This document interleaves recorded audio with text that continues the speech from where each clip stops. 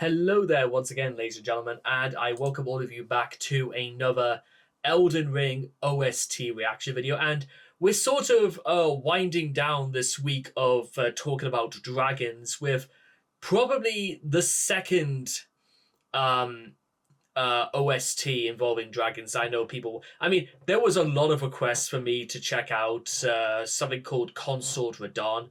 I don't know. Maybe Radon's got married or something like that. I wonder why. Maybe he could have given his horse the day off or something like that. So there is only it's somewhere between this and something called Bale the Dread. I've heard in the Shadow of the Erdtree DLC. I've heard a lot of people say that Bale is probably the best fight in the Shadow of the Erdtree DLC. I will have to see for myself when I actually do play Elden Ring myself. But another one that has sort of really sprung to attention is something called Dragonlord Placidusax, which outside of what is a fantastic name, it also apparently this fight takes place in crumbling Farum Azula, which is where you fight Malekith the Black Blade, which we've talked about previously. But also this it takes place in a gladiatorial style arena, and you fight a dragon with two heads. That's really, really cool to say, and I reckon fighting this thing's probably going to be even cooler, because if the size of the arena is anything to go by, then I imagine this thing is going to be flying a lot, and you have to contend with a very strong variety of attacks. So let's just see, the build-up and the idea for setting this thing in an actual Colosseum type arena.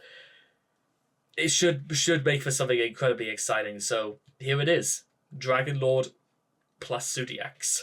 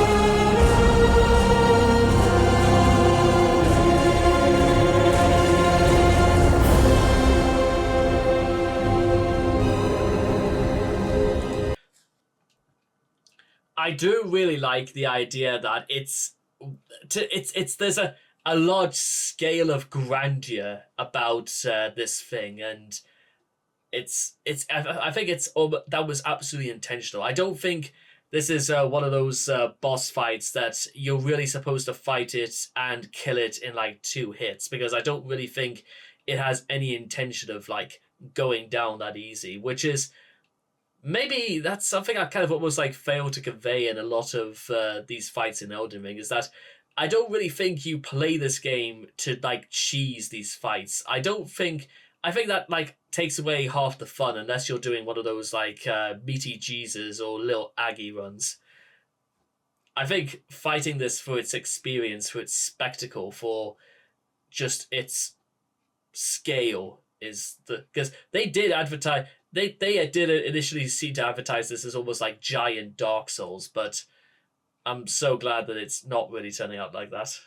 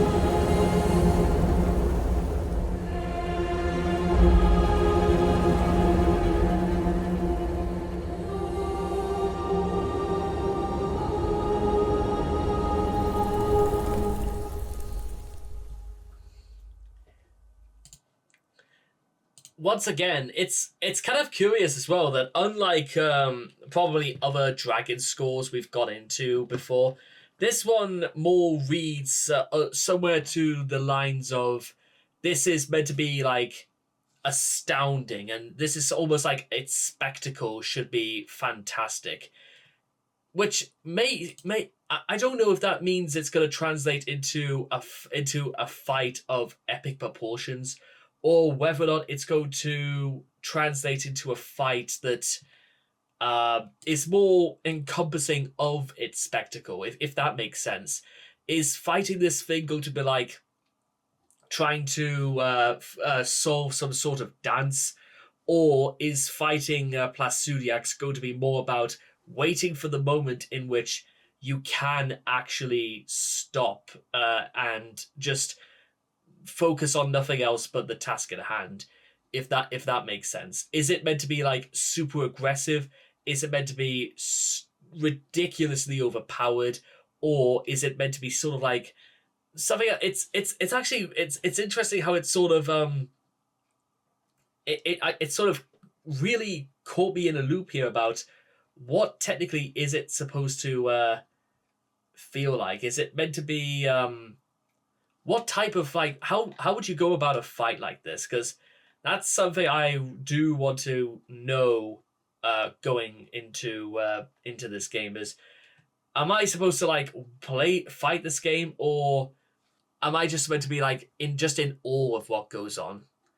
But with all that being said and done, and I have no doubt we're going to be seeing plenty more of this later on, I hope all of you guys have enjoyed this reaction to Dragonlord Placidusax. Still, probably even one of the best names in this game. And I'll gladly see all of you guys again in the next video. Take care, and bye-bye for now.